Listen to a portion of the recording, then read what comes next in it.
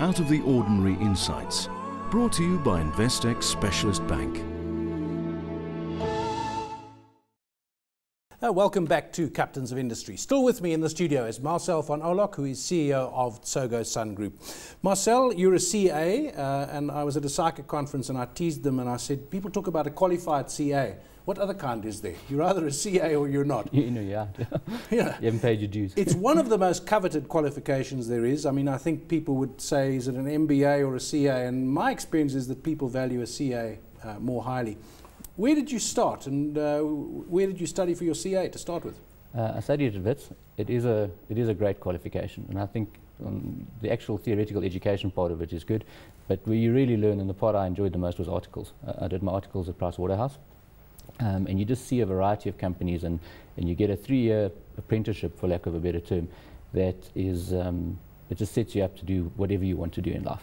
Just remind us of what you have to do with the CA, and are the stories about it being so tough true? I mean, what, half the people fail the first time they do the board exam and so on? Yeah, I mean, it's not easy, but it's not a killer qualification. You've got to do a BCom and then a 4th year, usually a BAc, I think they called it at WITS, and then your articles is your key part, and the board exam is tough, but you know, there are lots of CAs who qualify, and it is a good base business qualification. You know, I knew from when I was in high school that I wanted to be in the hotel industry, but I also knew that I was never going to be have the personality to be a hotel general manager. I don't have the outgoing nature that these guys can manage crowds. You're just a boring accountant. I'm a boring accountant, but I knew the industry I wanted to be in, and the CA allows you to learn the basics of business, and then you can go into any industry you want.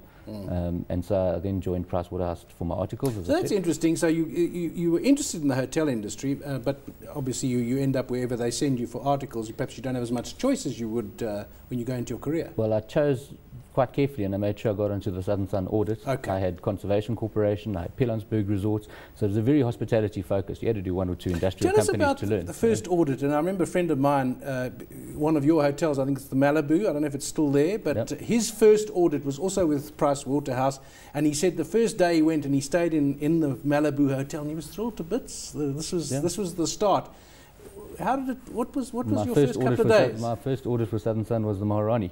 I think it was a garden called North Beach at the time it was called. Yeah, and it was very exciting. You know, it was clearly the industry I wanted to be in, and it was. What was exciting about it? The base work that you do in finance can be anywhere. It revolves around general ledgers and auditing, ticking the cash book matches what it's supposed to match. But it's a lot more exciting doing that in an environment that you like. So you know, I'm happiest in a hotel or a casino environment. You understand what's going on from a financial point of view, but you see the glamour that is. It's a very sexy industry.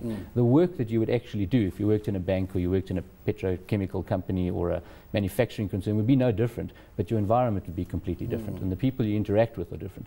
Now, I spend my life interacting with hoteliers and casino people, and it's the environment I love. I always find it an interesting world, and as a CEO, you obviously have to think about things like this. You know, you have to start again every day, don't you?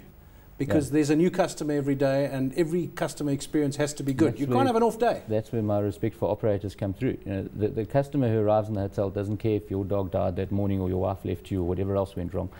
They only care about their experience, and this is their moment in that hotel. They've got their day and their objectives they want to fulfill, and yours is to facilitate that. And it's a very, very hard job. I mean, the hours are long. The people can be difficult. But once you're in that industry, few people ever move out of it. It's an industry that grabs you. Yeah. You mentioned when you were at school you wanted to go into that industry. Where were you at school? Florida Park High, the government school. West Rand boy? Standard education, West Rand boy. And I had a silly dream at the time that I liked to build hotels in Mozambique. If you remember back in the 80s, I mean, you couldn't go into Mozambique. It was all civil war over there, and South Africans weren't allowed over the border, etc., well, not legally. And it was one day we just knew this thing was going to open up, and the concept of building hotels was the start of it. And then when I got into the industry, I realized that business hotels make a lot more money than leisure hotels. So we do actually have hotels in Mozambique, which we're expanding, but they're business focused. They're not as much leisure. You mentioned Florida Park. I spent part of my time youth at Ridderpoort, just down the road, so I know where you come from very well. And they say about the West Rand, you never really leave it. Do you still live there, or have you moved out? I did up to about a year ago. Lived more or less in the same area my whole life.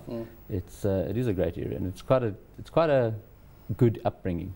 You learn to interact with a lot of different types of people. When you were at school, I mean, Florida Park is one of those big big schools, and I think in a time when that suburb was growing, it became a huge school. What were you good at? What were you interested in at school? Mainly I studied a lot. School wasn't easy for me. I had to study quite hard, and I knew that I wanted to get into varsity. I knew that I wanted to get the CA thing, and that was quite important to me. For the rest, we played sport. We did our rugby, we did our cricket, etc. But it was a nice upbringing. I had a lot of friends around. Still friends with them. You must have just missed military service, I would think. Yeah, it's one of the things people ask me about. You know, you're quite young for your job, and I had two big advantages. One, I knew what I wanted to do, so I didn't spend time with gap years and looking for opportunities elsewhere and deciding what industry.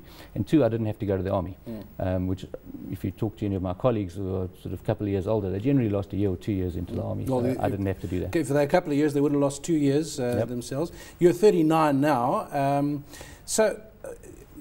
Your route, did you come in and say, I'm ambitious, I want to get to the top, or did it just happen?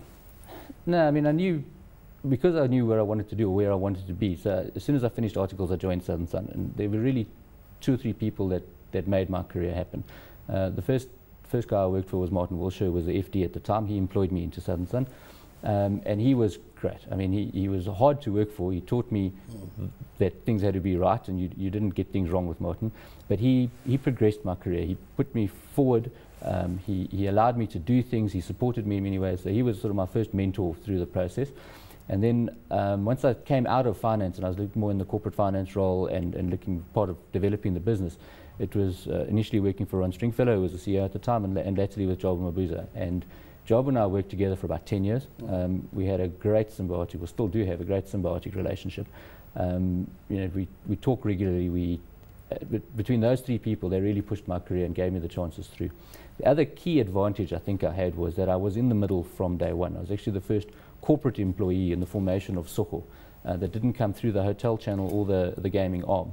Do you remember the restructures that I described earlier? So I actually got into the middle of the organization early on and was part of the development of this new business that came out of nothing, and that was really good.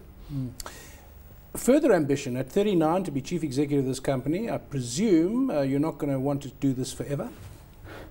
Yeah, I don't know what I'd want to do next. I mean, this has been my life. I've only ever worked for Tsogo, post articles. It's been named different things, but it's the same company. It is a wonderful company to work for, and it has a lot of legs going forward. You know, we're starting to see the benefits of the mergers we've done. The business is growing quite quickly. We've got opportunities in Africa, so I don't really have any great ambitions to just look for a next level or another rung or something. I'll work it as long as I enjoy it. You must have worked out a few guiding principles for you, and some of these things are the values that you inherit from your family and your school and your community, but some of the things are the things that you learn. And sometimes it's a particular lesson you learn from someone on a particular day or it's evolved. What are the 1 or 2 of the things that you've actually learned to guide you? 2 key ones. One is attention to detail. You've got to, if you're going to do something, do it properly. Now, whether it's you're writing a letter, you do the spell check, you make sure it's printed properly on the letterhead before you send it out. You don't just whip it off. You've got to have that attention to detail, and the other one is to interrogate facts. So in my current position, I get a lot of stuff presented to me, and it's not interrogating in a negative sense, interrogating in a positive sense, making sure that everybody's thought through everything that they're doing. Because if you can avoid the big mistakes, if you've got a good business, it generally moves strongly by itself. You just got to avoid the big mistakes, so make sure it's been thought through properly. I always think one of the definitions of being a leader is that you've got to identify the things that no one else can do. Because if you're doing the things other people can do, you're probably wasting their time getting in their way. Yeah. What do you do that no one else can do? It's largely that interrogation, that making sure that everybody who are doing things that I can't do, I can't run a hotel, I can't run a casino, but making sure that we've got the right people who can do those and that they are focused where they need to be focused. It's very easy for a big organization, and the bigger the easier it gets, for people to lose focus and to be worried about what's happening next door and what the other department's doing and what the other division's doing, as opposed to focusing on what they need to do and making sure they deliver what the organization wants from them. And that's largely my job. Can you take the tough decisions? Well, I mean, I'm sure you can, but you know, hiring people's easy, firing people not easy. Every now and then you've got to say to someone, it's not working. And one of the tough decisions in our environment is taking government to court. You know, we're a highly regulated industry, so we're in constant conflict with government around regulations, whether they be changes in taxes, changes in administrative laws, advertising, etc. It's not something we like to do, but we have to defend our commercial interests and we have to defend our ability to operate the business. We have a very good relationship with our regulators on a day-to-day compliance, because we accept it as a non-negotiable, we abide by that. But when new laws are proposed that we think are unreasonable, unwarranted, then we go to take often legal action, and that's not easy to take the government on. How many hours do you sleep a night? Easily sleep 8 hours, no problem. Right. Businesses must be in good hands. It is good.